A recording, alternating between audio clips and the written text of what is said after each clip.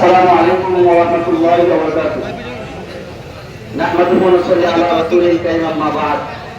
ফাআউযু বিল্লাহি মিনাশ শাইতানির রাজীম। বিসমিল্লাহির রাহমানির রাহিম। ওয়া কুল জাআল হাক্কু ওয়া যাহাকাল বাতিল, ইন্নাল বাতিলা কানা যাহুকা।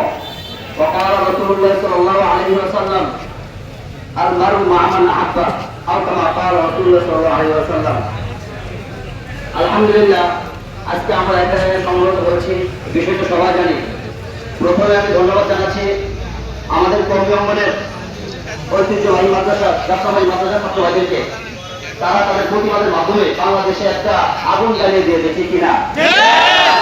বর্তমান বাংলাদেশ, এই বাংলাদেশ মুসলিম কান্ট্রি বাংলাদেশ, আমরা মুসলমান দেশে বসবাস করি। এই দেশে বিজাতীয় কালচার তারা ব্যবহার করবে, আমরা মুসলমান হয়ে বসে থাকবে, এটা কখনোই করতে পারে না। আমরা মুসলমান, আমাদের রক্ত রঞ্জিত আগুন রয়েছে, আমাদের রক্ত গরম হয়েছে। বাংলাদেশের মধ্যে প্রত্যেকটা দেওয়ালে, প্রত্যেকটা গাছের আগায় আগায় দেখা যায় আর্জেন্টিনা, ব্রাজিল এবং বিভিন্ন জাতের অপসংস্কৃত পতাকা। সেই জায়গা থেকে এই প্রতিবাদকে রুখে দেওয়ার জন্য বাংলাদেশের কর্মী ছাত্র জনগণরা তারা কালামের পতাকা উত্তীর্ণ করেছে।